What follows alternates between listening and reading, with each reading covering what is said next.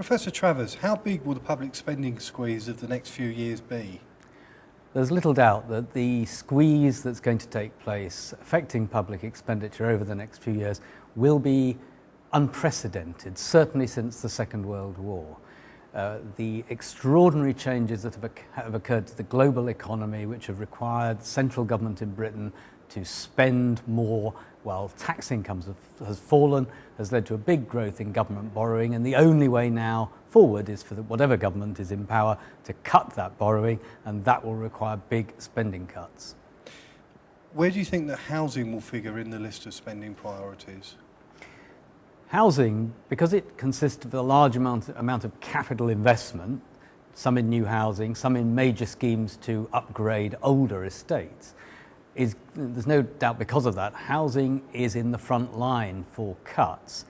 The present government has already said it will cut capital investment in the public sector by over 50% from 2011 onwards, and the Conservatives have said that if they get into government, they'd start this process earlier. So I think there's little doubt that housing is going to be towards the bottom of the list of services that are going to be protected. And does that apply equally to revenue expenditure as well as capital? I think revenue expenditure is probably a little more safe, partly because governments are wary about the impact, for example, on rents and on tenants of a sudden change in their regime. But having said that, as we look ahead, I think governments are going to look for more income to come in from fees and charges, and there's no doubt that council house rents are a charge. So I think there will be pressure on rents to go up in the years ahead.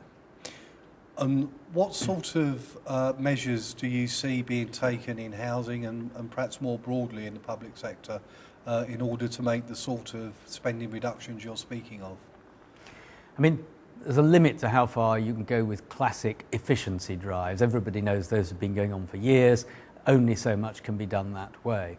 I think that housing, in common with other local public services, is going to come under pressure to work with other public provision to try to achieve efficiencies through joint procurement, joint control, joint funding even, in ways that will align the budgets of several local public providers, local government, housing authorities, within local government, health and so on. So I think we'll see that. There'll also be efforts to encourage authorities to deliver whatever savings they can through other means, and that could include, of course, changes to benefit arrangements, national level, but which would have local implications. So do you see reductions in welfare benefits more broadly or than just housing benefit, which of course could have a knock-on impact? I mean, one of the consequences of the enormous pressure on public expenditure that we're about to feel is that there will be a debate about things that were considered unsayable 5 years ago. And I think certainly the extent of welfare provision and welfare state benefits will be one of the issues that's discussed. There are already people lobbying for example, the removal of child benefit from people on higher incomes, but you can see arguments for a more broad approach to looking at the benefit system, not because anybody wants to take benefits away from people who've currently got them, but because a necessity requiring the whole subject to be re-examined. And more broadly, what other implications do you think there might be for the public sector over, say, the next 10 years? I think if we look ahead, what we're going to see is a very different public sector 10 years from now.